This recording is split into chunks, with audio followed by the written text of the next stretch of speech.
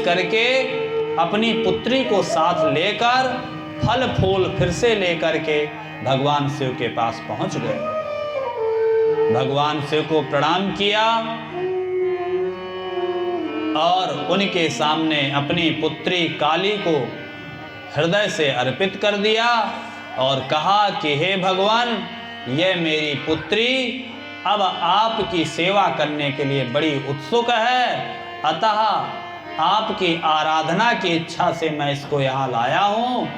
आप इसको स्वीकार करिए। आज से यह आपकी सेवा करेगी ताकि आपकी सेवा में, आपकी तपस्या में कोई बाधा व्यवधान न हो। ब्रह्मा जी ने कहा, शंकर जी ने जब उस प्रथम अवस्था,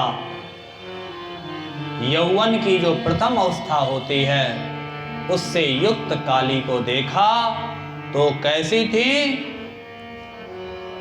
फुल्लेलिंदिवर पत्राभ्याम पूर्ण चंद्र निभाननाम, जैसे पूरा पूर्णिमा का चंद्रमा हो ऐसा उनका मुख था। जैसे नील कमल खिला हुआ हो ऐसी उनके मुख की आभा थी।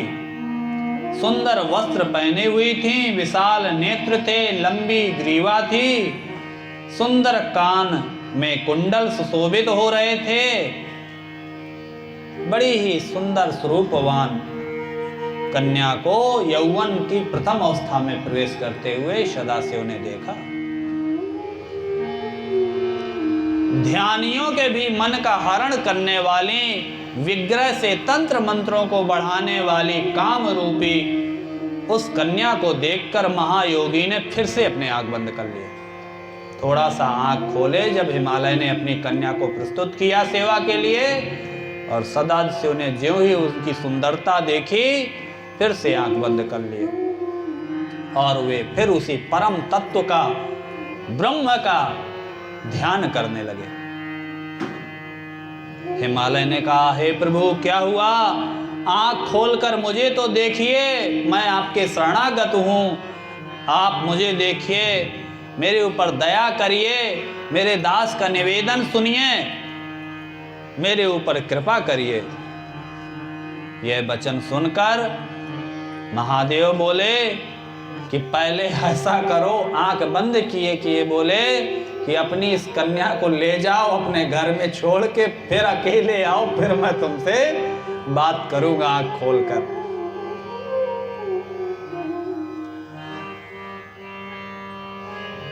हिमाचल ने कहा, हे प्रभु, इस कन्या के साथ आपके दर्शन करने के लिए किस बात से मुझे नहीं आना चाहिए? ऐसी कौन सी बात है कि मैं इस कन्या को साथ लेकर आपका दर्शन नहीं कर सकता? क्या यह आपकी सेवा करने में अयोग्य है? और अयोग्य है तो किस कारण से? इसका कारण मुझे बताइए।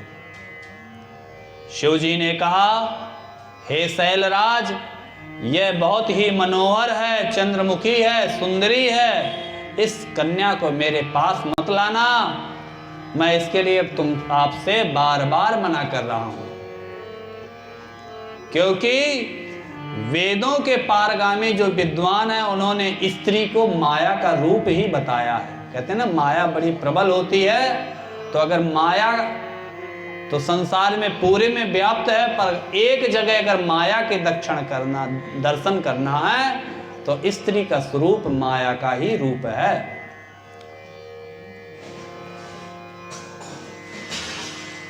और विशेष रूप से तो यह युवती है, जवान है, कुमार है, और तपस्वियों के लिए तो ये बड़ी विघ्न कारिणी होती हैं। इसलिए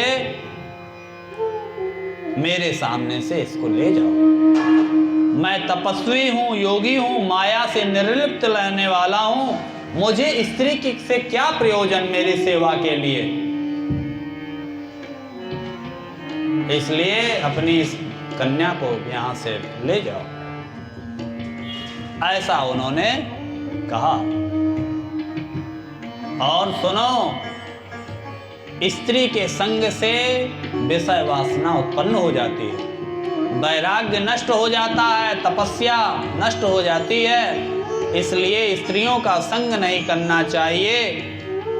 इसलिए मैं कह रहा हूं कि अपनी कन्या को यहाँ से ले जाओ। बाबा भोलेनाथ हैं, सब कुछ उन्हीं का, आधे अंग में वही माँ विराजमान है, लीला है, लीला कर रहे हैं। हम आपको कुछ अच्छे प्रसंग सुनवाने के लिए ये उन्होंने इस तरह का कहा। शंभू शिव का ये वचन सुनकर हिमालय तो बड़े आश्चर्य में पड़ गए, क्या कहें, कुछ समझ में नहीं आ रहा, चुप हो गए बेचारे।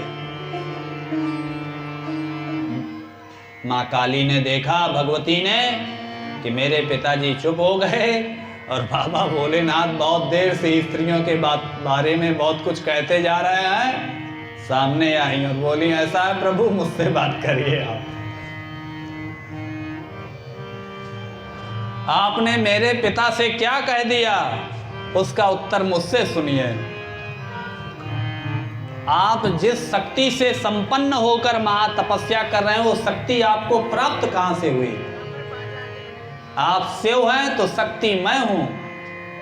अब जब तक शरीर में शक्ति रहती है तभी तक आदमी जीवित है, और शक्ति निकली तो 100 हो जाता है, मुर्दा हो जाता है व्यक्ति। ये जो तपस्या करने की, ये प्रत्येक कार्य करने की जो शक्ति है, जो प्रकृति है, वही तो मैं हूं। आप महात्मा को ऐसी बुद्धि कहां से प्राप्त हो गई कि तपस्या के लिए उस शक्ति की जरूरत नहीं है, उसी प्रकृति के द्वारा ही ये सृष्टि पालन और संहार होता है। हे भगवान, आप कौन हैं? अब देखिए, ये सब नए प्रसंग हैं। मां पार्वती का और शिव जी का विवाह के पूर्व इस तरह का वार्तालाप कहाँ सुनने में आता है? शिव महापुराण में ये कथा आती है। कस्त्वं का प्रकृति सूक्ष्मा भगवस्तद विमृश्यताम् विना प्रकृत्या च कथं लिंग रूपी महेश्वर। आप स्वयं विचार करिए कि प्रकृति के बिना लिंग रूपी महेश्वर किस प्रकार रह सकते हैं। बिना प्रकृति, आप प्रकृति के ही कारण प्राणियों के लिए वंदनीय हैं, चिंतनीय हैं। इस बात को विचार करके ही आप बोलिए।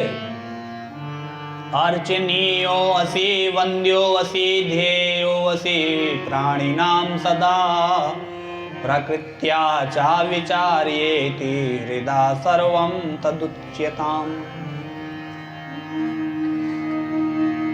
अब यहाँ पर बड़ा अच्छा शास्त्रार्थ कहिए या वार्तालाप हुआ शिव जी में और माँ काली में। हम कोशिश करते हैं जितना बन पड़ेगा उतना बताने की। आज संभवतः माँ पार्वती का विवाह अभी बहुत आगे